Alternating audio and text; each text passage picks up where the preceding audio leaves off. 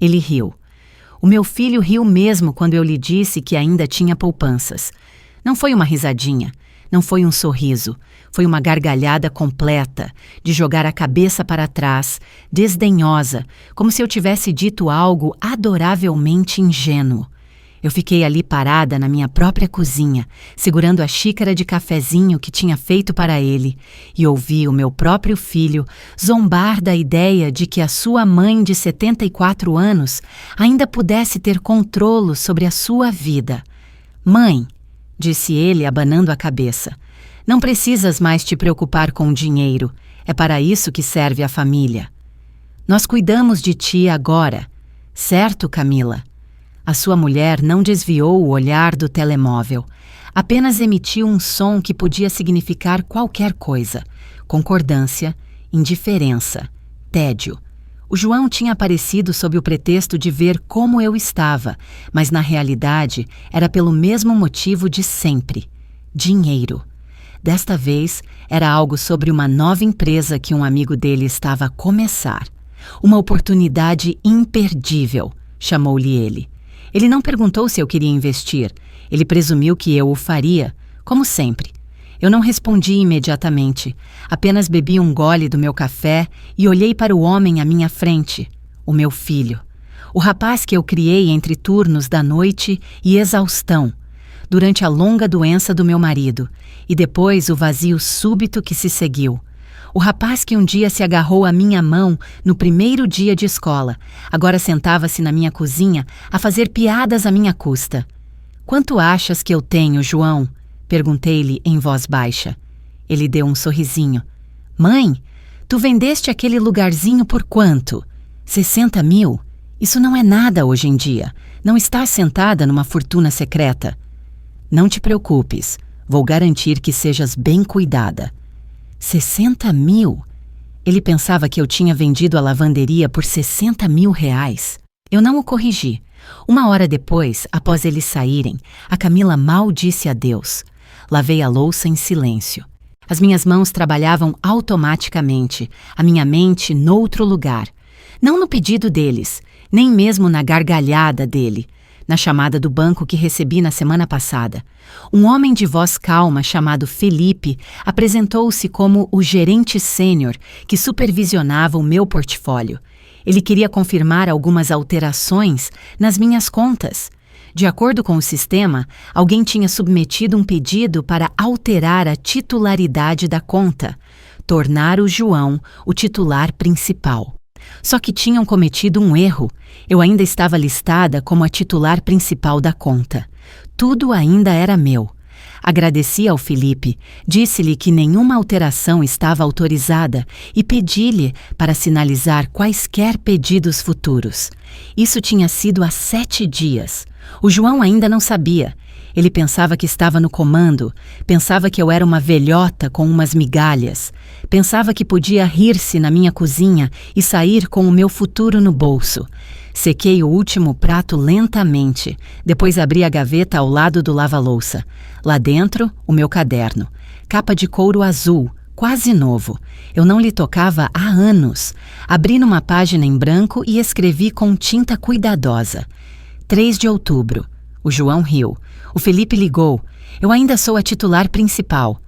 Depois sublinhei a palavra ainda. Apenas uma vez. Depois outra vez.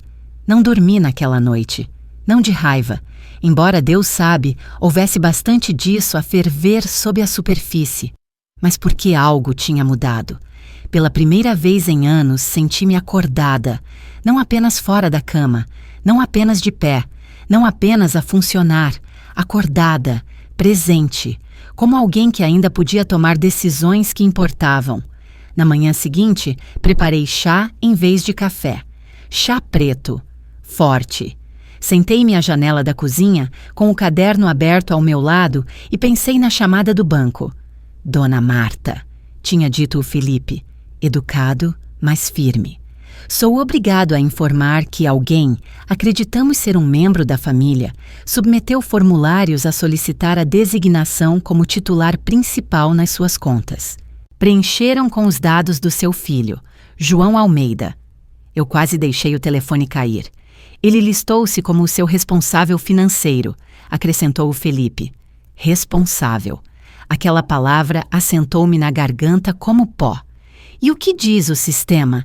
Eu tinha perguntado. A senhora ainda é a titular principal. Ele respondeu. Todas as autorizações requerem a sua assinatura. Nada foi alterado. Sinalizei a conta por segurança e queria confirmar. Ele não pareceu surpreendido. Provavelmente não era a primeira vez que fazia aquele tipo de chamada. Agora, sentada na minha cozinha silenciosa, peguei no meu talão de cheques. Não o usava há algum tempo. O saldo ainda estava impresso no último canhoto. 431.827,60. O João não sabia. Ele não fazia ideia de que eu tinha vendido a lavanderia por quase R$500 mil. Eu deixei-o acreditar no que queria, porque acreditar, na verdade, ter-me-ia colocado de volta no menu. No menu dele. Apenas mais um recurso a ser explorado. Quando o Haroldo morreu, levei 4 anos para decidir o que fazer com o lugar. Cada parafuso, cada parede, cada mesa de dobrar roupa tinha as mãos dele. Mas, eventualmente, vendi-o a um casal jovem. Imigrantes, trabalhadores, com 2 filhos e um sonho. Eles ainda me enviam cartões de Natal. O João pensava que eu mal tinha ficado no 0 a 0. Olhei à volta da casa, modesta, limpa.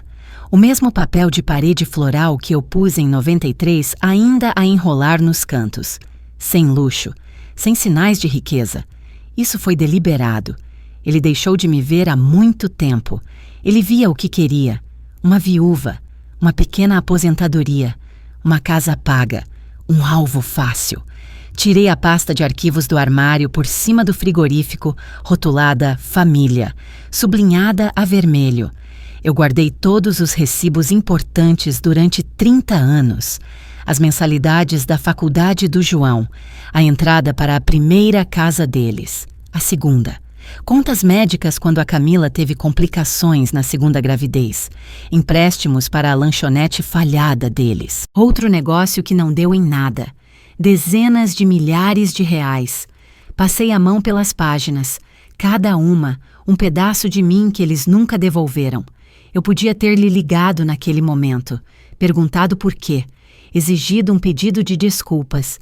Mas o que é que isso mudaria? Em vez disso, peguei no telefone e liguei para o banco. Felipe, disse eu quando ele atendeu, gostaria de marcar uma reunião, presencial. Claro, dona Marta. Alguma preocupação específica? Sim, disse eu com a voz firme. Quero garantir que ninguém nunca mais tente substituir-me nas minhas próprias contas. Houve uma pausa. Depois, um indício de algo no tom dele. Respeito, talvez. Vou garantir que cuidamos disso. O prédio do banco não tinha mudado muito.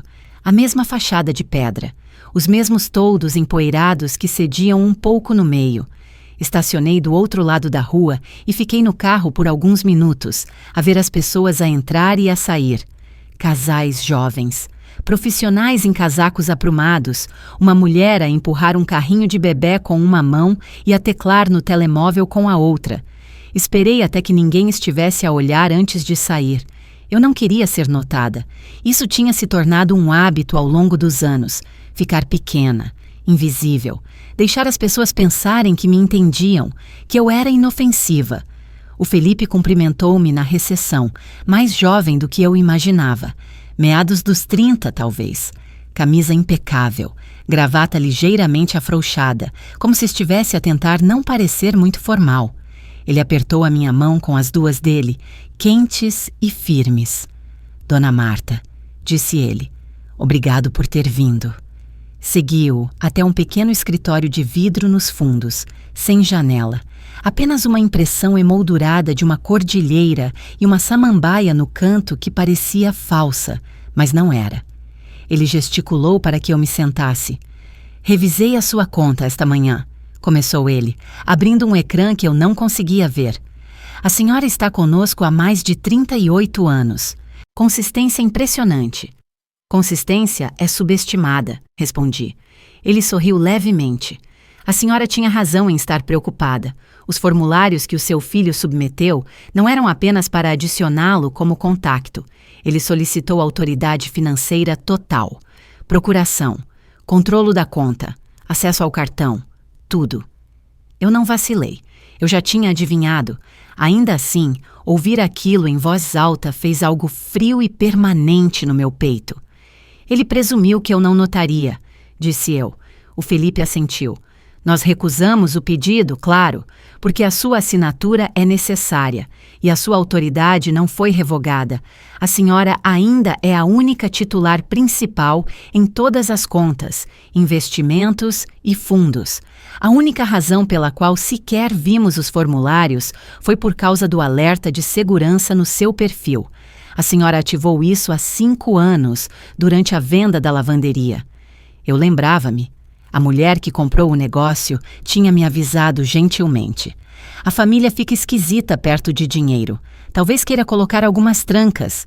Afinal, ela estava certa. Gostaria de fazer algumas alterações, disse-lhe eu. O Felipe abriu uma gaveta, tirou uma pasta. Podemos atualizar o acesso de beneficiários, remover titulares de cartões secundários, restringir pedidos online. O que precisar. Estendi a mão à minha bolsa, tirei um papel dobrado. Esta é uma lista de todas as contas que quero bloquear, sem acesso conjunto, sem cartões vinculados, sem exceções. Ele pegou, leu rapidamente, depois olhou para cima. E o fundo fiduciário? Que fundo? A senhora tem um fundo familiar inativo, disse ele verificando o ecrã. Estabelecido há 10 anos, nunca ativado. Nomeia o seu filho e os filhos dele como beneficiários. Se quiser dissolver ou modificar, quero que seja revogado, disse eu categoricamente. O Felipe ergueu uma sobrancelha. Completamente? Encarei-o. Cada palavra. Vou criar um novo, com um beneficiário diferente. Ele não perguntou quem, não precisava. Apenas assentiu. Vamos começar. A casa estava demasiado silenciosa quando cheguei. Não era pacífica, silenciosa, como uma respiração suspensa, como se estivesse à espera para ver o que eu faria a seguir. Pousei a bolsa na mesa da entrada e tirei o casaco, dobrando-o sobre a cadeira como o Haroldo costumava fazer. Ainda cheirava vagamente a lavanda e pó. O tipo de cheiro que ninguém nota até não sobrar ninguém para o cheirar. Na cozinha, fervi água e fiquei junto ao balcão enquanto ela sibilava. Não me sentia triunfante, nem sequer me sentia zangada. Não da forma que eu esperava. O que eu sentia era cansaço. Não o tipo de cansaço que uma sesta resolve. Cansada como se algo antigo nos meus ossos tivesse acabado de se transformar em pedra. Sentei-me à mesa com o meu chá, tirei a pasta da bolsa e abri-a lentamente. Formulários do banco, documentação do fundo, remoções de autorização. Cada página tinha o meu nome em letras limpas e escuras no topo. Marta E. Almeida. Não a mãe do João, não a mulher que financiou uma vida. Apenas eu. Fiquei a olhar para aquilo por muito tempo. É estranho como um nome se torna facilmente uma reflexão tardia quando as pessoas deixam de o usar. O meu filho não me chamava Marta desde criança. Por outro lado, ele raramente me chamava qualquer coisa ultimamente, exceto quando precisava de algo. Mãe? Quando queria suavidade. Mãe? Com outro tom. Quando queria controlo. Virei para a segunda página. Lá estava. Status de titular da conta. Atualizado. Todo o acesso secundário removido. Beneficiários anulados. Limpo. Legal. Feito. Senti que devia ter chorado, mas nada veio. Em vez disso, levantei-me, fui ao armário do corredor e puxei o velho arquivo sanfonado que não era tocado há anos. Lá dentro estavam registros, não os financeiros, os humanos, fotos, cartas, boletins escolares, desenhos, um cartão de Dia das Mães que o João fez quando tinha 6 anos. Eu amo o bolo da mamãe, dizia em lápis de cera vermelho. Tracei as palavras com o dedo. Quando é que tinha mudado? Não foi da noite para o dia, não. Estas coisas nunca acontecem como um relâmpago. Acontecem como ferrugem. Um pouco de negligência, um pouco de presunção, um pouco de distanciamento. Até que um dia acordas e percebes que foste silenciosamente apagada da tua própria vida. O apagar tinha começado pequeno. A primeira vez que não fui convidada para a peça da escola porque eles se esqueceram. A vez em que se mudaram para uma casa maior e nunca me deram a nova morada. Apenas disseram: continuamos na mesma zona. Os natais que se tornaram demasiado ocupados para organizar. Depois vieram os favores, os empréstimos, a ajuda, as chamadas desesperadas que sempre vinham com calor e urgência. E silêncio depois. E de cada vez eu dizia sim. Eu dizia sim porque é isso que as mães fazem. Porque eu pensava que isso era amor. Mas eu estava errada. O amor não se parece com silêncio, não se parece com invisibilidade, não se parece com um filho a rir-se na tua cara quando dizes que ainda tens poupanças. Guardei o desenho do cartão de volta no lugar e fiquei ali, a segurar o arquivo como uma coisa frágil. Então a campainha tocou. Por um momento, o meu coração saltou. Pensei brevemente que pudesse ser o João, que talvez algo tivesse mudado. Que talvez ele tivesse percebido o que estava a fazer. Mas não era ele. Era a Camila. Ela estava na minha varanda com um casaco largo e óculos escuros. O tipo que se usa quando não se quer ser reconhecido. Os lábios dela estavam pressionados naquela forma tensa e educada que ela sempre teve. Oi, Marta, disse ela, usando o meu nome pela primeira vez em anos. Tens um minuto? Eu olhei para ela, olhei através dela e assenti. Eu não disse bem-vinda, eu não disse entra. Apenas me afastei e deixei-a passar. A Camila entrou como alguém que se aproxima de uma cena de crime.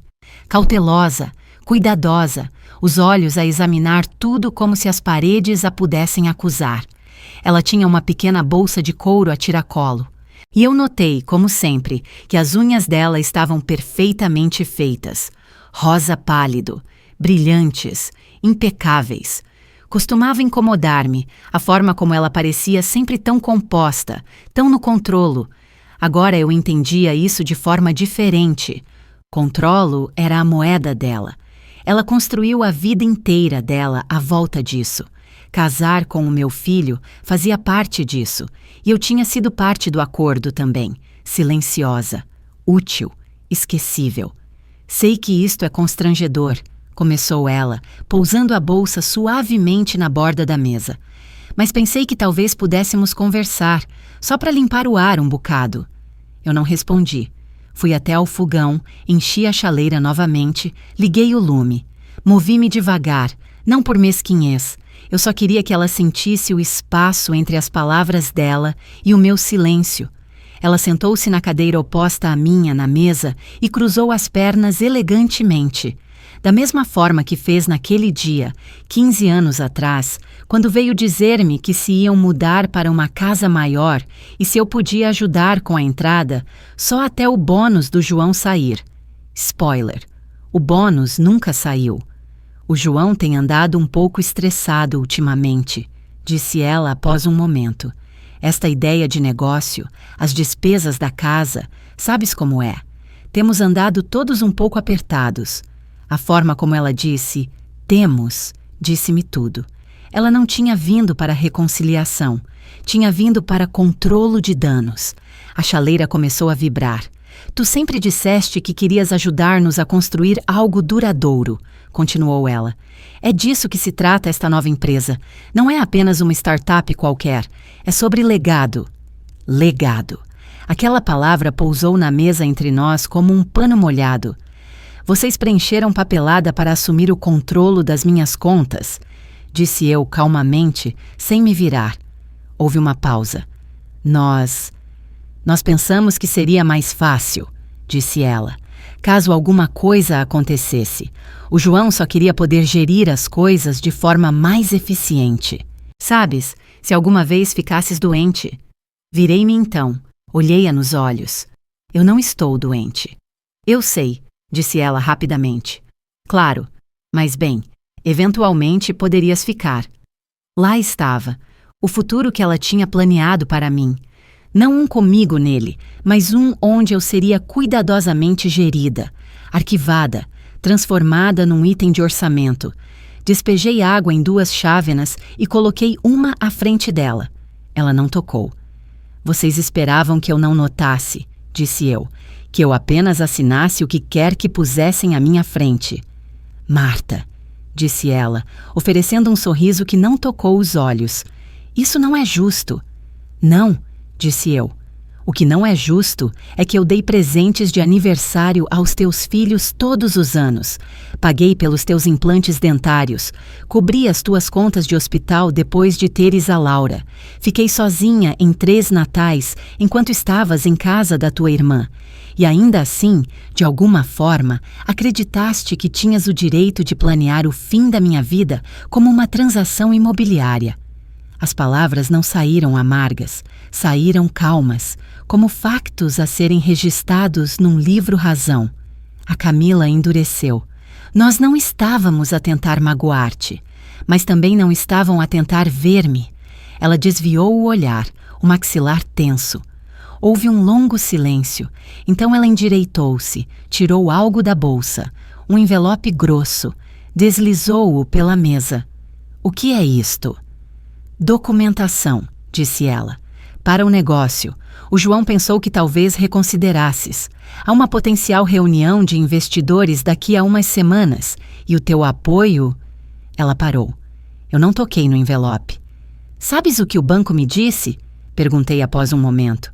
Que vocês listaram o João como meu responsável financeiro, como se eu já não fosse capaz de gerir a minha própria vida. Os lábios dela abriram-se, mas eu não a deixei falar. Camila, se vieste aqui na esperança de salvar alguma coisa, leste mal a situação. Eu não estou zangada, nem sequer estou desapontada. Eu apenas cheguei ao fim. A boca dela fechou-se. Empurrei o envelope de volta para ela. Ela não o pegou. Não há mais nada para ti nesta casa, disse eu. Tomei as minhas decisões. Ela levantou-se lentamente, como se tentasse manter a dignidade. Pegou na bolsa, guardou o envelope, de volta lá para dentro. Vou dizer ao João que não estás interessada, disse ela em voz baixa. Diz-lhe o que quiseres, respondi. Ele vai descobrir em breve. Ela parou à porta com a mão na maçaneta. E por um segundo pensei que ela pudesse dizer algo honesto, algo real. Mas em vez disso, ela disse... Vais arrepender-te disto. Eu sorri. Não, disse eu. Pela primeira vez em muito tempo, acho que não. O telefone não tocou naquela noite. Nenhuma vez. Nenhuma chamada frenética do João. Nenhuma mensagem zangada da Camila.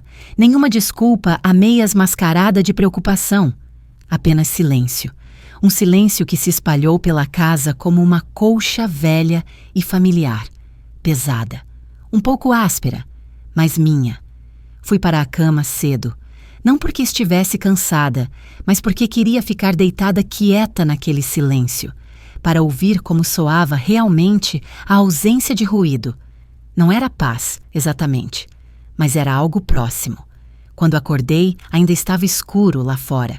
Fiz mingau de aveia, com canela, do jeito que eu gosto. Ninguém nunca se lembra que prefiro com canela, nem o João, nem os netos. Eles fazem com açúcar ou frutos vermelhos ou chamam-no de antiquado, se eu peço de uma certa maneira. O sabor esta manhã estava nítido, perfeito. Pelas 10, tinha arrumado a casa, varrido a varanda dos fundos, pago uma conta de serviços públicos online, verificado os meus investimentos, aqueles que eu ainda controlava totalmente, graças à papelada de ontem. Depois, abri o armário do corredor e puxei uma caixa empoeirada rotulada Lembranças. Lá dentro estavam coisas que eu não via há anos. A certidão de nascimento do João, uma pulseira de hospital amarelada, a foto dele do jardim de infância com aquele corte de cabelo à tigela irregular que lhe fiz na casa de banho, porque não podíamos pagar um cabeleireiro naquele mês. Ele chorou, e eu chorei depois. E o Haroldo apenas nos beijou a ambos na testa e disse, bem, ele vai aprender a humildade cedo. Uma carta que o João me escreveu aos 19 anos, quando estava na faculdade e com saudades de casa. Obrigado por tudo, mãe, dizia. Eu não estaria aqui sem ti. Ele até tinha desenhado uma pequena caricatura minha no canto. O meu copo é demasiado grande. Uma panela no fogão. Dobrei a carta gentilmente e coloquei-a sobre a mesa ao lado do meu chá. Eu não estava à procura de razões para perdoar, mas precisava de me lembrar que o amor já tinha vivido ali, mesmo que tivesse saído silenciosamente pela porta dos fundos quando o dinheiro entrou pela da frente. Por volta do meio-dia, ouvi o zumbido fraco do meu telemóvel no balcão. Laura, a minha neta. Ela raramente ligava, muito ocupada, muito barulhenta, muito ocupada a ser uma jovem de 17 anos. Atendi. Oi, vó. A voz dela era brilhante, forçada. Só queria ligar para saber como estás. Eu sorri para o auscultador. Que bela surpresa! Está tudo bem? Ah, sim, totalmente, disse ela rapidamente. Eu só pensei, sabes, talvez eu pudesse passar aí mais tarde, só para ficar um bocado. Mexi o meu chá. Seria ótimo. Pausa. Quer dizer, se não estiveres ocupada. Outra pausa. Laura, disse eu gentilmente, foi o teu pai que te mandou? O silêncio disse tudo. Não, disse ela. Tarde demais. Dei uma risadinha, não de forma indelicada. Está tudo bem, querida. Podes vir na mesma. Fiz biscoitos enquanto esperava. Não do tipo congelado, reais, com manteiga de verdade e as pepitas de chocolate baratas que derretem demasiado depressa e sabem a infância. Ela chegou pouco depois das 2, carregando um saco de papel e vestindo aquela energia nervosa que os adolescentes usam como perfume. Ela abraçou-me com força e eu deixei. Não perguntei nada, apenas lhe dei biscoitos e servi leite e perguntei como estava a escola. Ela falou. Eu ouvi. A certa altura, o rosto dela mudou. Vó, disse ela, franzindo o senho, o pai está a surtar. Acho que algo está a acontecer com o banco. Eu assenti. Sim, algo está. Ela observou-me cuidadosamente. Ele tentou assumir o controlo das minhas contas, disse eu. A boca dela abriu-se, depois fechou-se. A sério? Eu nunca estive confusa sobre o que ele queria. Eu só deixei passar por muito tempo. Ela parecia envergonhada. Eu não sabia, juro. Só pensei que gostavas de ajudar. Eu gostava, disse eu, até deixar de ser ajuda e passar a ser esperado. Ela empurrou o biscoito pelo prato. Ele está zangado contigo. Diz que estás a ser irracional. Eu sorri novamente. Eu sei. Acho que ele está com medo, disse ela, por causa de dinheiro, de perder, seja lá o que for que ele pensa que tinha. Estendi a mão sobre a mesa e peguei na dela. Querida, disse eu, ele nunca o perdeu, ele apenas se esqueceu do que era. A Laura olhou para mim com os olhos arregalados e por um segundo vi o rosto do João novamente, a versão boa. O rapaz que uma vez me desenhou nas margens de uma carta. O que vais fazer agora? Ela perguntou. Eu já fiz, disse eu suavemente. Depois levantei-me e puxei uma segunda pasta da prateleira. Esta, nova. Um nome impresso de forma cuidada na frente. Laura J. Almeida, Fundo Educacional. Coloquei-a sobre a mesa entre nós. Ela olhou para aquilo como se estivesse a brilhar. Eu não entendo, sussurrou ela. Vais entender, disse eu. Um dia. E ela iria. Quando o João ligou, era quase 9 da noite. Deixei tocar. 2 vezes. Na terceira, atendi. Mãe, disse ele, ríspido e sem fôlego. Como se eu o estivesse a evitar. Como se fosse eu quem lhe devia alguma coisa. Que diabo se passa? Eu não disse nada. Acabei de falar com o banco, ele disparou. Disseram que revogaste todo o acesso, congelaste o fundo, cancelaste a coautorização. Sim, disse eu, está certo. O silêncio do lado dele não era choque, era fúria a ser engolida. Não pode simplesmente fazer isso sem falar comigo primeiro, disse ele. Tínhamos um sistema, isto afeta mais do que apenas a ti, sabes? Estou ciente. Ele respirou fundo, claramente a tentar soar razoável. Mãe, vá lá. Não vamos fazer isto. Eu não quis dizer nada com a papelada. Era só mais fácil. Tu mesma disseste que essas coisas de banco às vezes te sobrecarregam. Não, disse eu. Tu disseste isso. Eu apenas deixei que acreditasses. Ele fez uma pausa. Conseguia ouvir algo ao fundo. A voz da Camila, talvez. Ou o zumbido de uma televisão. Depois ele baixou a voz. Não entendo por que estás a fazer isto agora. Do nada. Do nada, repeti. João, eu podia dar-te uma lista. Queres que comece em 2002 ou 1989? Ele suspirou, pesado e teatral. Olha, eu entendo. Estás chateada. Talvez não tenhamos feito as coisas sempre perfeitamente. Este tipo de retaliação não és tu. Sentei-me um pouco mais direita. Agora sou. Ele não respondeu imediatamente. Sempre disseste que querias ajudar a família, disse ele finalmente. Não é para isso que tudo isto deveria servir? Eu quero ajudar a família, disse eu. Por isso, decidi ajudar a parte que ainda me vê como família. Isso acertou-lhe. Pude ouvir o estalo através da linha. Queres dizer a Laura? Disse ele amargamente. Quero dizer quem quer que se lembre que sou uma pessoa, não uma carteira. Ele murmurou algo que não consegui perceber. Depois, mais alto. Vais arrepender-te disto. Se nos cortares, não há como voltar atrás. João, disse eu, arrependo-me de todas as vezes que disse sim quando queria dizer não. De todas as vezes que aguentei a desaprovação silenciosa da Camila. De todas as vezes que deixaste os miúdos aqui como se eu fosse a empregada e nem perguntaste como eu estava. Estás a reescrever a história. Não, disse eu. Estou finalmente a lê-la com clareza. Estás a ser cruel. Quase me ri. Estou a ser clara. É diferente. O tom dele mudou então. Uma última tentativa de charme. Aquele tom suave e insinuante que ele costumava usar na adolescência quando queria as chaves do carro. Vá lá, mãe. Não deixes que um pouco de papelada atrapalhe tudo o que construímos. Queres dizer, tudo o que eu construí? Isso atingiu-o mais do que qualquer outra coisa que eu tinha dito, porque era verdade. Eu tinha construído a vida sobre a qual ele estava, e agora eu estava a tirar o meu nome dos projetos. Ele ficou quieto por um longo momento. Depois, friamente.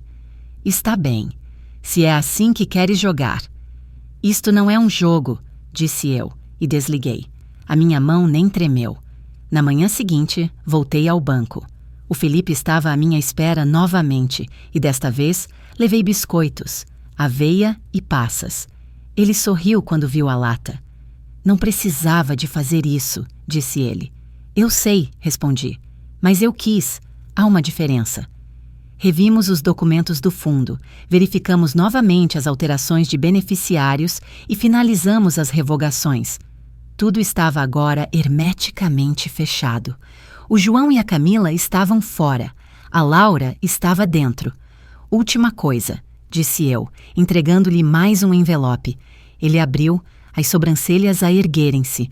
Uma carta autenticada em cartório. O meu novo testamento. Ele olhou para mim. Tenha certeza? Absoluta. Ele assentiu. Vamos arquivá-lo hoje.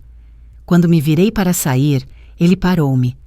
Dona Marta, disse ele, trabalho aqui há 12 anos. Já vi pessoas a mudar os seus planos em pânico, por despeito, por raiva. Mas a senhora... Ele fez uma pausa. Está a fazer isto com paz. Isso é raro. Eu sorri. Não estou zangada, disse eu. Estou apenas finalmente farta de ser apagada. Ele segurou a porta aberta para mim. Lá fora, o ar cheirava a fumo de lenha e chuva. E pela primeira vez em muito tempo, senti que o mundo tinha feito espaço para mim novamente. Naquela noite, não peguei no controlo remoto da TV. Não percorri as notícias, nem ouvi a estação de rádio local com aquela voz que sempre parecia alegre demais para a vida real. Em vez disso, sentei-me à mesa da cozinha, luzes fracas, e abri o velho diário de receitas do Haroldo. Ainda cheirava vagamente a grafite e orégãos. Ele costumava rabiscar notas ao lado de cada receita, coisas como alho a mais para a Marta, ou o João prefere sem cebola, não esquecer. A caligrafia dele inclinava-se para a frente como se estivesse com pressa, como se tivesse algo importante a dizer antes que a página terminasse. Passei os dedos pela margem de uma página.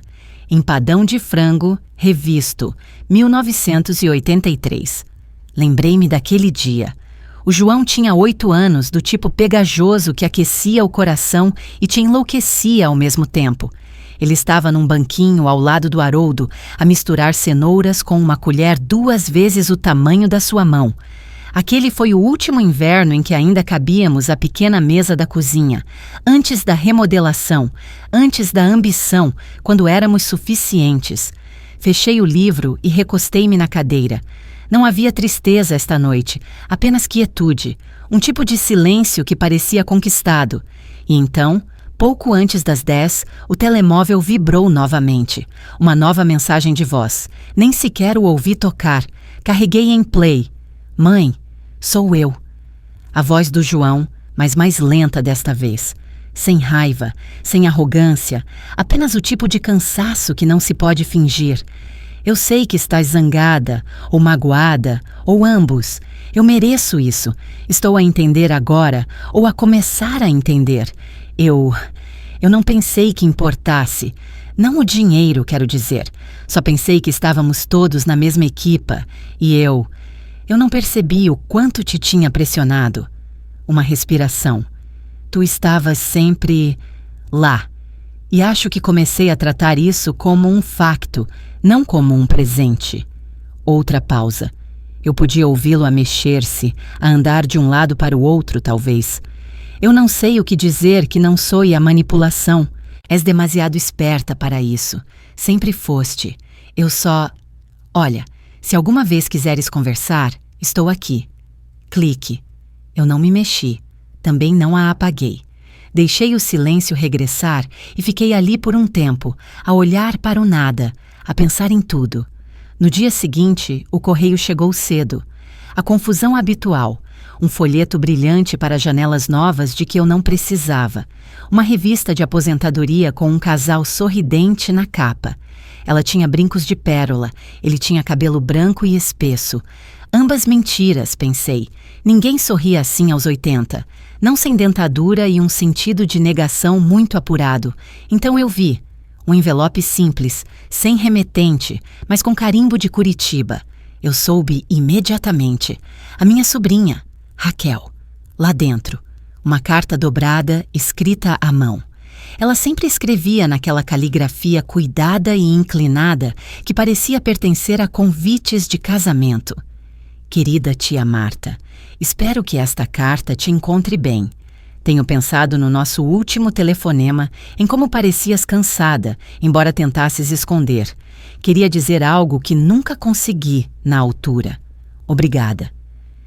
Não apenas pela ajuda que deste à mãe quando ela estava doente, ou pelo dinheiro que enviaste para as minhas propinas, mas pela forma como nos fizeste sentir que ainda pertencíamos a algum lugar, mesmo quando tudo o resto estava a desmoronar-se. Penso naqueles verões na tua cozinha, na forma como abriste espaço para nós. Não apenas fisicamente, mas emocionalmente, como se não estivéssemos apenas de visita, estávamos em casa. Não sei o que se está a passar entre ti e o João, e não vou fingir que entendo, mas se alguma vez precisares de um lugar para ir, ou de alguém para se sentar contigo no silêncio, estou aqui. Com amor sempre, Raquel. Sentei-me com aquela carta no colo por muito tempo. A voz do João ainda permanecia na minha mente, assim como a da Raquel, ambas verdadeiras, ambas de alguma forma silenciosa, a tentar. Eu não me sentia em conflito, sentia-me completa. Ambos se tinham lembrado de mim, finalmente. Não do dinheiro, não da ajuda, de mim. Naquela tarde, peguei no carro e fui dar uma volta. Não para ir a nenhum lugar em particular, apenas para sentir a estrada novamente, sentir a cidade onde passei a vida inteira. A Rua das Acácias parecia mais pequena agora. A padaria tinha desaparecido. A floricultura substituída por uma loja de vapes. O liceu agora tinha painéis solares e cercas. Mas a minha casa ainda era a minha casa. Entrei na garagem com o sol a bater no para-brisas da forma certa. Por um momento, vi o meu reflexo. Mais velha, sim, e mais suave à volta dos olhos. Mas não desaparecida, não apagada, não a cuidadora da história de outra pessoa. Desliguei o motor e sussurrei em voz alta. Estarias orgulhoso de mim, Haroldo. E pela primeira vez em anos, acreditei nisso. A Laura olhou para as próprias mãos. Estavam a tremer ligeiramente. Se de nervos ou de frio, eu não saberia dizer. Estendi a mão e puxei a manta da parte de trás do sofá. Coloquei-a sobre os joelhos dela, como costumava fazer quando ela era uma menina pequena, a entrar da garoa, com o nariz vermelho, os olhos brilhantes. Ela não levantou o olhar. Não sei o que vai acontecer, disse ela. Com o pai, com tudo. Mas eu não queria estar em casa hoje. Eu queria estar aqui. Isso é uma escolha, disse eu suavemente. E é tua. Isso importa. Ela assentiu. Ainda não levantou a cabeça. Ficamos assim por um tempo. O relógio fazia tic-tac. A casa rangia. Lá fora, o vento empurrava as folhas pela varanda em arcos lentos e arrastados. Eventualmente, a Laura levantou o olhar. Vó, posso perguntar-te uma coisa? Claro. Foste sempre assim forte? Apanhou-me desprevenida. Não pela pergunta, mas pela forma como ela a fez. Com genuína admiração, como se tivesse acabado de notar algo que esteve à frente dela o tempo todo. Eu sorri, um pouco torto. Não, muitas vezes tive medo. Eu só não deixei o medo decidir por mim. Mas deixaste que eles, o pai, a Camila, te tratassem como se não importasses. Eu não respondi imediatamente. Às vezes, disse eu finalmente, o amor torna-te silenciosa. Dizes a ti mesma que é paciência, compreensão, graça. Mas eventualmente percebes que é apagamento. E esse tipo de amor? Fiz uma pausa. Isso não é amor de todo. É apenas medo num vestido bonito. Ela soltou um suspiro, longo e lento. Desculpa, disse ela de repente. Pelo quê, querida? Por não ver mais cedo, por concordar com as coisas, por só aparecer quando era conveniente. Estendi a mão, coloquei uma madeixa de cabelo atrás da orelha dela. Tu eras uma criança. Estavas a ser criada numa casa onde o amor vinha com expectativas e amarras. Isso não é culpa tua. Os olhos da Laura brilharam. Ela piscou rapidamente, como se estivesse envergonhada da emoção que subia nela. Tu não disseste apenas não, sussurrou ela. Tu reconstruíste a tua vida inteira numa semana. Não, Laura, disse eu gentilmente. Eu não reconstruí nada.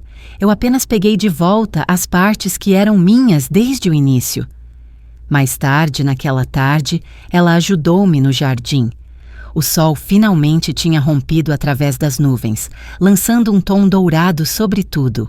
Arrancamos ervas daninhas, plantamos bulbos que eu devia ter plantado na primavera.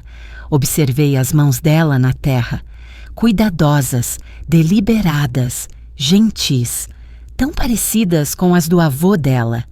O Haroldo sempre dizia que a melhor coisa da jardinagem era que exigia tanto esperança quanto humildade. Talvez fosse por isso que eu sempre voltava a ela. A certa altura, a Laura levantou o olhar de onde estava ajoelhada ao lado do canteiro. Achas que as pessoas realmente mudam? Pensei sobre isso por um tempo. Acho que elas se revelam, disse eu. Às vezes o que chamamos de mudança é apenas clareza. Ela assentiu, como se entendesse. Quando entramos, fiz limonada. Do tipo azedo, do jeito que ela gostava. Sentamo-nos à mesa, aquecidas pelo sol e silenciosas, a beber de copos diferentes. A Laura tirou algo da mochila, um pequeno caderno com as bordas gastas. Tenho andado a escrever coisas, disse ela, sobre isto, sobre tudo. Não sei o que é ainda. Um diário, talvez, ou apenas uma forma de lembrar. Eu sorri. Estás a documentar o teu próprio despertar. Ela virou para a última página. Posso ler-te algo? Por favor. Ela limpou a garganta, depois começou. A minha avó costumava ser uma sombra, sempre em segundo plano, sempre confiável, sempre quieta. Mas agora eu vejo-a pelo que ela é. Uma tempestade que escolheu ficar parada. Uma força que deixou todos os outros chamá-la de calma. Até que um dia ela se lembrou que tinha trovão nos ossos, e então ela levantou-se. A minha garganta apertou-se. Eu não conseguia falar. Estendi a mão sobre a mesa, peguei na dela. Ela segurou a minha como se não tivesse medo da sua fragilidade, como se entendesse que a força às vezes se parece com pele fina como papel e uma voz que se recusa a tremer. Ela não disse mais nada. Não precisava. Naquela noite, depois da Laura sair, sentei-me na varanda enrolada num velho cardigã. O Haroldo uma vez brincou, dizendo que me fazia parecer uma bibliotecária de luto. O ar cheirava a terra e fumo de lenha, e algumas estrelas já tinham piscado no céu. A casa atrás de mim brilhava suave e amarela. O tipo de luz que te faz sentir que fizeste algo certo com a tua vida, mesmo que apenas por um momento. Eu estava a debulhar ervilhas. Não porque precisasse, podia muito bem ter aberto uma lata, mas porque o ritmo daquilo me acalmava. Pop, descascar, lançar, pop, descascar, lançar. Há um tipo de sabedoria tranquila em fazer as coisas da maneira mais longa. Lembra-te que ainda és capaz de ter paciência, mesmo depois do mundo se ter esquecido do teu nome. Então o telefone tocou novamente. Deixei tocar uma vez, 2 vezes. Na terceira, atendi sem verificar o ecrã. Alô? Silêncio. Depois, mãe.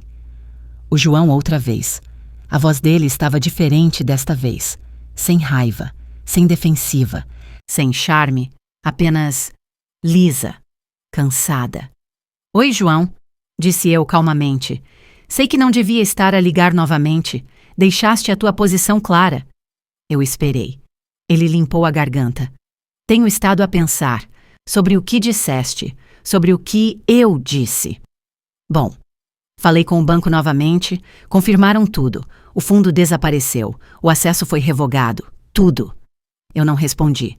Não havia nada a se acrescentar. Não era uma ameaça, era apenas um facto. Ele suspirou. A Camila está furiosa. Diz que perdeste a cabeça. Diz que isto é algum tipo de vingança. Eu ri baixinho. Não é uma vingança, João. É um limite. A primeira vez que realmente estabeleci um contigo. Eu sei.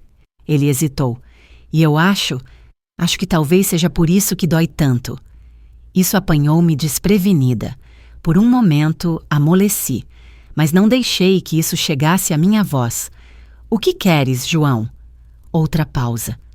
Acho que só quero entender como chegamos aqui. Quando é que eu deixei de ser teu filho e passei a ser teu oponente? Essa é a pergunta errada, disse eu gentilmente. A certa é... Quando é que eu deixei de ser tua mãe e passei a ser teu recurso? Ele não discutiu.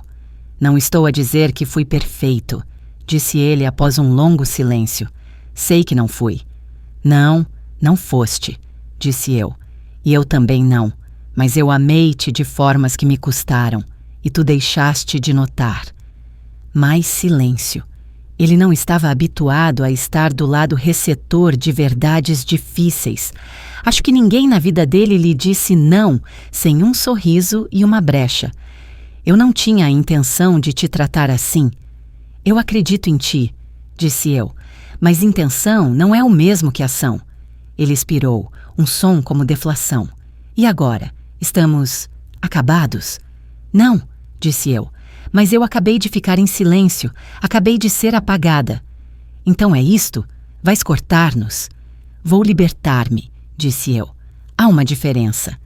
Ele ficou quieto novamente e pela primeira vez não sentia a necessidade de preencher o silêncio, deixá-lo ficar nele. Finalmente ele perguntou, posso passar aí amanhã? Só eu? Surpreendeu-me, mas não totalmente. Podes, disse eu. mas não para falar sobre dinheiro ou papelada ou o passado. Se vieres, é para te sentares, para beberes chá, para descascares maçãs, se eu te pedir. Consegues fazer isso? Acho que sim, disse ele suavemente. Então és bem-vindo. Terminei a chamada antes que ele pudesse dizer mais alguma coisa. Na manhã seguinte, ele veio, sem alarde, sem pretensão. Bateu à porta, uma vez, levemente. E quando abri a porta, ele parecia menor. Não apenas fisicamente, embora os ombros dele estivessem caídos. Ele parecia um homem que finalmente tinha percebido que era capaz de magoar. Ele não trouxe nada com ele. Isso era um bom sinal. Sem contratos, sem ofertas de paz disfarçadas de obrigação. Trouxe isto, disse eu, segurando um cesto de maçãs do jardim dos fundos. Ele assentiu. Sentamo-nos à mesa da cozinha. Entreguei-lhe o descascador. Ele pegou sem uma palavra e descascamos maçãs, em silêncio, como pessoas que se tinham conhecido uma vez e talvez ainda pudessem. Quando ele saiu, uma hora depois, não pediu nada. Não tentou justificar ou defender ou consertar. Ele apenas me abraçou, da forma como costumava fazer quando era demasiado novo para ter orgulho, e disse: "Obrigado por me deixares vir." Observei-o a caminhar para o carro, e pela primeira vez em muito, muito tempo, pensei: talvez ainda haja um caminho a seguir. Não para o que éramos, mas para algo novo, algo escolhido. Foi quase uma semana antes de eu ter notícias da Camila novamente. Eu não estava à espera de uma chamada. Pensei que ela pudesse ficar em silêncio, deixar o João fazer o lento rastejar de volta à civilidade por conta própria. Mas a Camila nunca foi o tipo de mulher que deixa os outros limparem as confusões que ela considerava serem dela para gerir. Não porque ela se importasse com a harmonia, mas porque ela se importava com as aparências. Quando o telefone tocou e o nome dela brilhou no ecrã, debati-me se devia deixar tocar. Mas eu tinha acabado com a evasão, acabado de fingir que não estava em casa, ou que as minhas mãos estavam ocupadas, acabado de desempenhar o papel da matriarca passiva. Atendi. Camila. Uma pausa. Depois, Marta. A voz dela estava composta, como sempre, cortada nas bordas. Imagino que o João te tenha dito que passou aí. Disse. Outra pausa. Suponho que deva começar por dizer: eu não pretendia que as coisas escalassem como escalaram. O banco, o fundo, isso nunca foi para parecer um golpe. Ergui uma sobrancelha, embora ela não pudesse ver-me. Não? Então era para parecer o quê? Ela suspirou. Aquele tipo de suspiro reservado para pessoas que acreditam que foram pacientes o suficiente. Eu pensei que estávamos a construir algo como família, um futuro. Fazia sentido, legal e financeiramente, mudar as coisas, remover-me das minhas próprias contas. Pensei que confiavas em nós, disse ela baixinho agora. Pensei que estávamos alinhados. Respirei fundo, segurei, depois soltei. Não, Camila, o que tu pensaste foi que eu não notaria, ou se notasse, não faria nada a respeito. Ela não respondeu. Acreditaste, como muitos acreditam, que velha significa suave, que o tempo embota os nossos sentidos, que gratidão significa silêncio.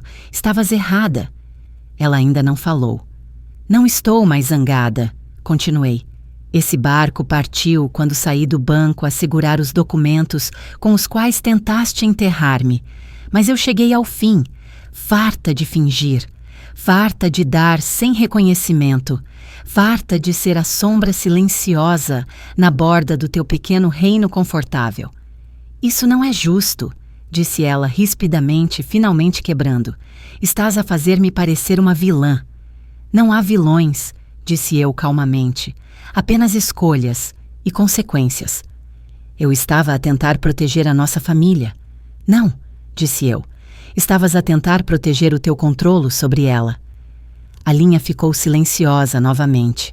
Depois a voz dela, cortada, quebradiça. Então é isso? Estás a cortar-nos? Tu já fizeste isso, disse eu gentilmente. Tu só não pensaste que eu notaria. Ela desligou sem outra palavra. Eu não me senti triunfante. Senti-me limpa. 2 dias depois, a Laura apareceu novamente. Desta vez com bolinhos, ainda quentes, com farofa de canela por cima. Ela não disse que eram comprados, e eu não perguntei.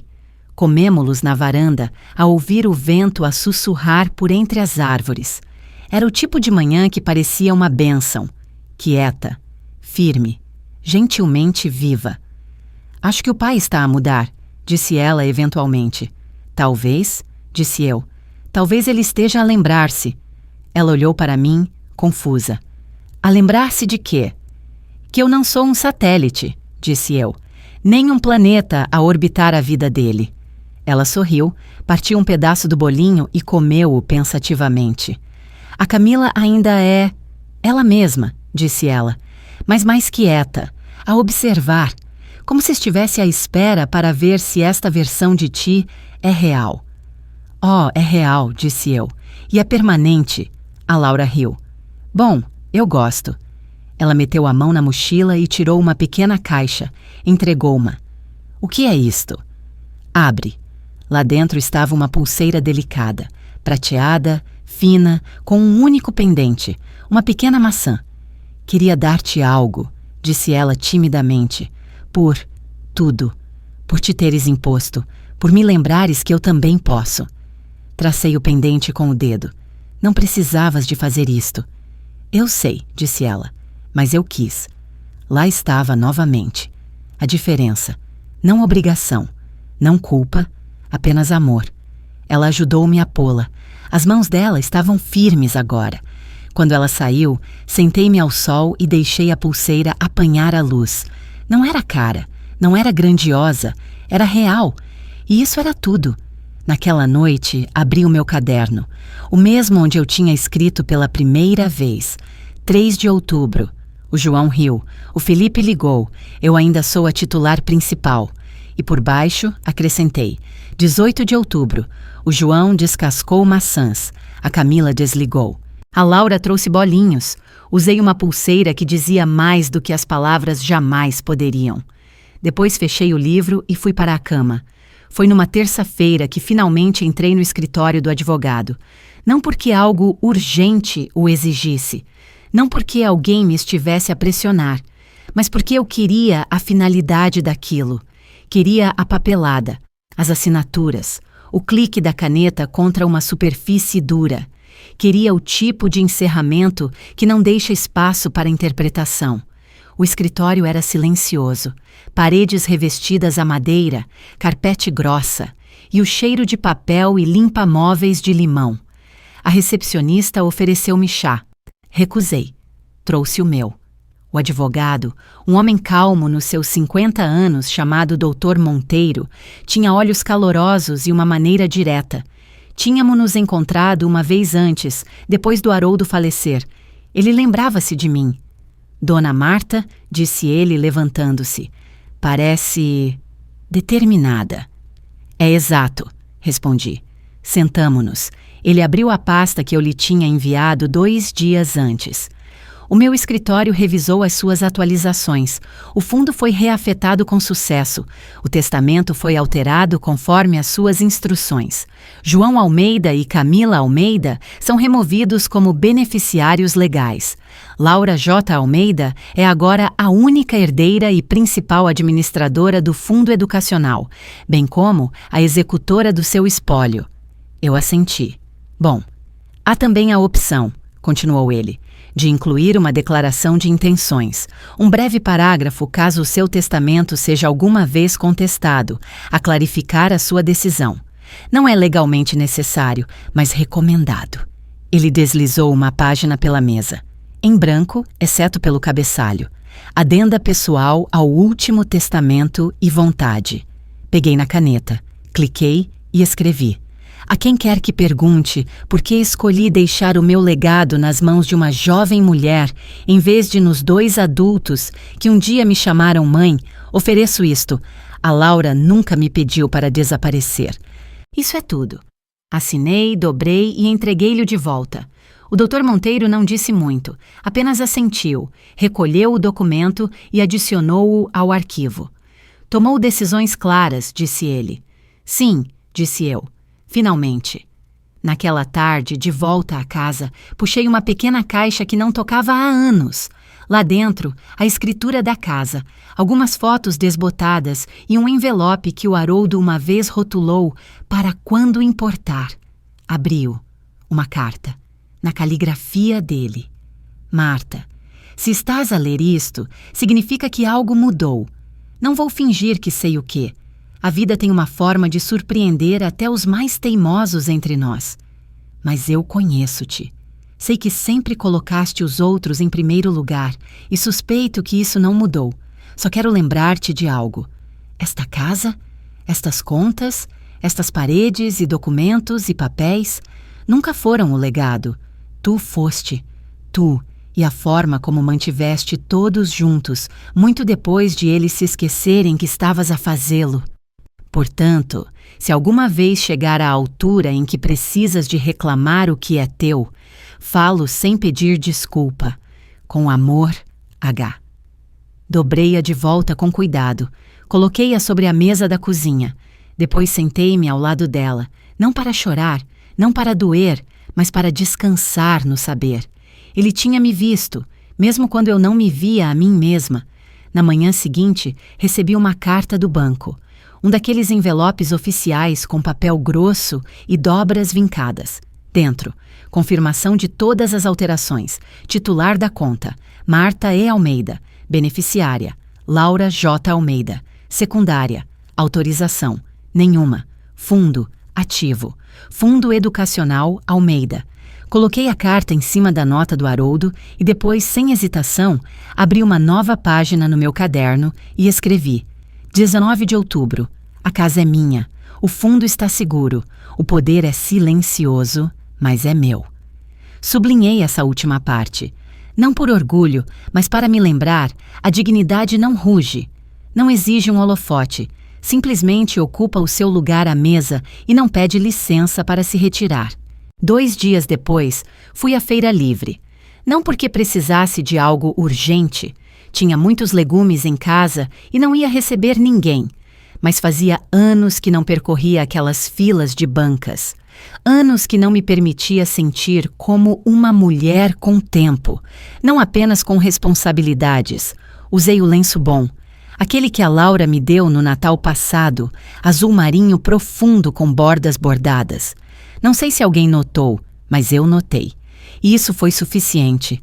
Os feirantes eram maioritariamente novos, mais jovens, mais barulhentos. A mulher que costumava vender sabonete caseiro tinha desaparecido, substituída por alguém que oferecia velas veganas e sacos feitos de lonas reaproveitadas. Um rapaz com um violão tocava perto da fonte. Um grupo de miúdas da faculdade tirava fotos de tomates coração de boi. Caminhei devagar, deixando a multidão mover-se à minha volta como água. Numa banca, comprei peras. Noutra, pão fresco. Depois fiquei na fila para comprar mel e encontrei-me atrás de uma figura familiar. Dona Lúcia da igreja, embora eu não fosse há algum tempo. Ela virou-se, viu-me e iluminou-se. Marta Almeida, minha nossa, não te vejo há séculos. Eu sorri educadamente. Tem sido uma época calma. Ouvi dizer que houve alguns problemas na família, disse ela, baixando a voz como se fosse um segredo que qualquer um pudesse ouvir. Com o João, e bem, tu sabes, as finanças. Eu não vacilei. Houve clareza, só isso. Ela piscou, depois assentiu, insegura de como responder. Deixei-a debater-se no silêncio. Não era crueldade, era um limite. Após um momento, ela recuperou-se. Bem, eu sempre digo, famílias são complicadas. Tenho a certeza de que as coisas vão assentar com o tempo. Já assentaram, disse eu, colocando um frasco de mel silvestre no meu saco. Deixei-a com os seus pensamentos a meio e dirigi-me ao banco do parque perto da saída. Sentei-me e observei a multidão.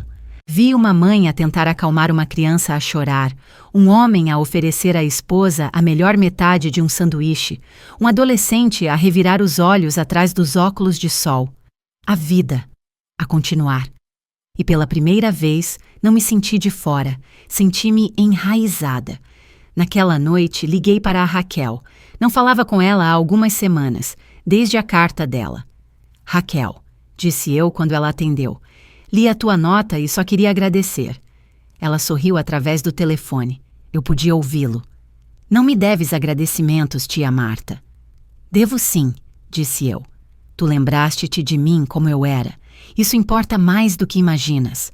Conversamos por quase 1 hora, não sobre o drama, não sobre o João ou o fundo ou o passado, apenas sobre a vida, o apartamento novo dela, as suas tentativas na cozinha, os seus encontros amorosos maus.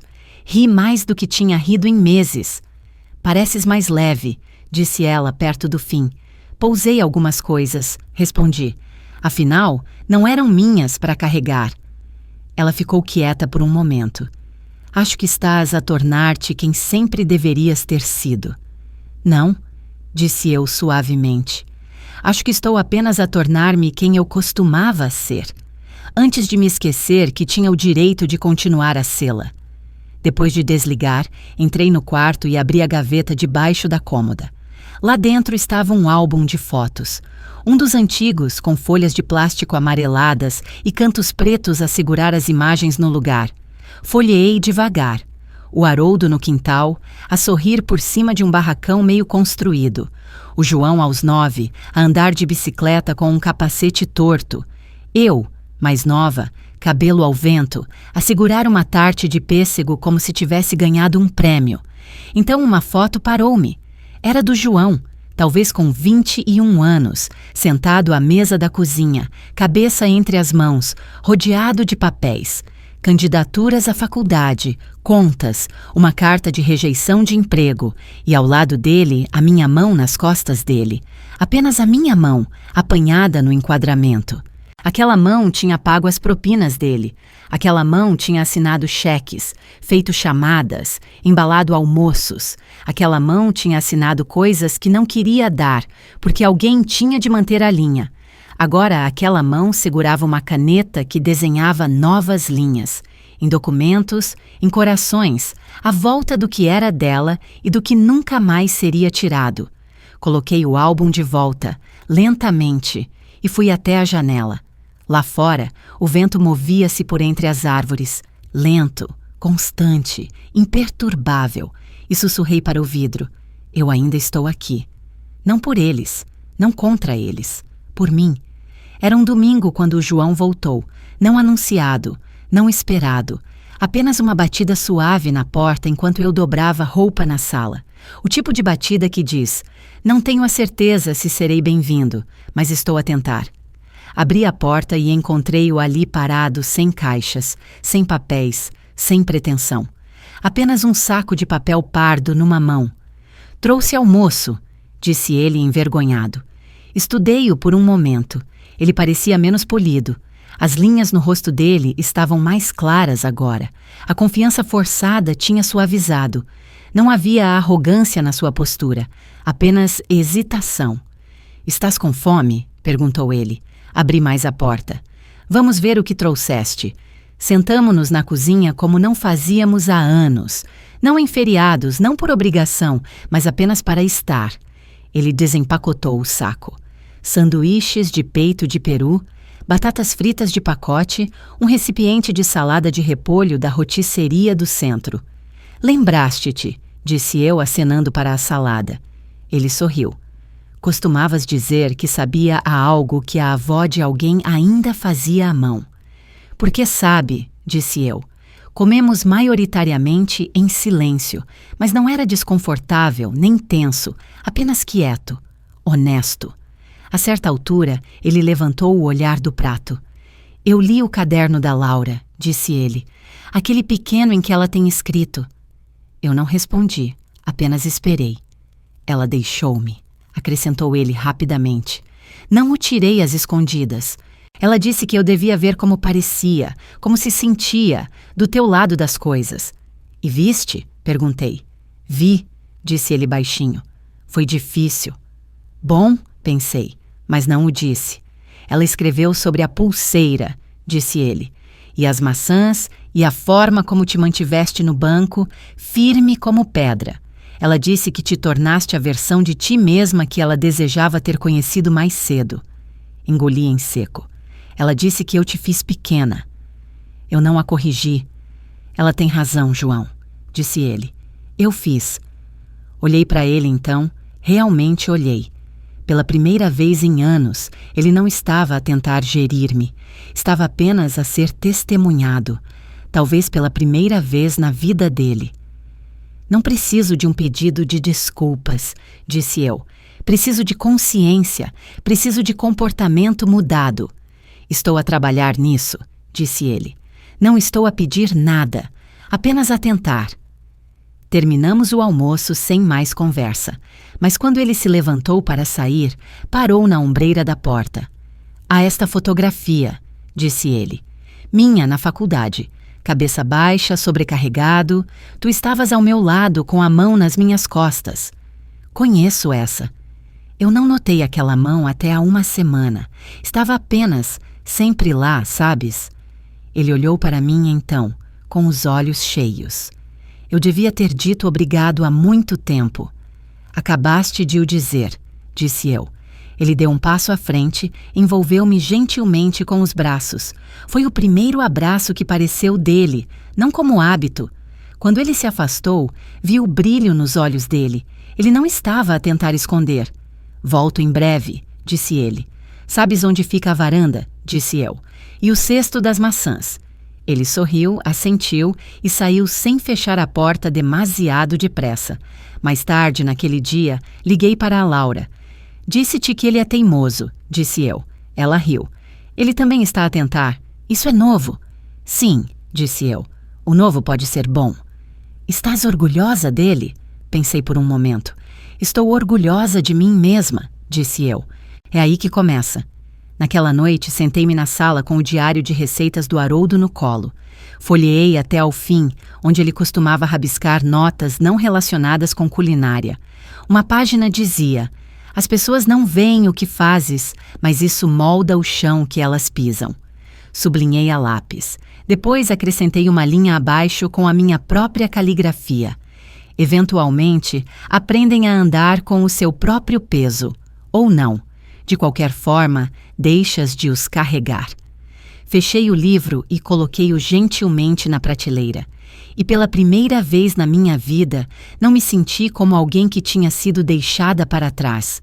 Senti-me como alguém que tinha chegado, não a um lugar barulhento, não a um lugar novo, mas a um lugar sólido.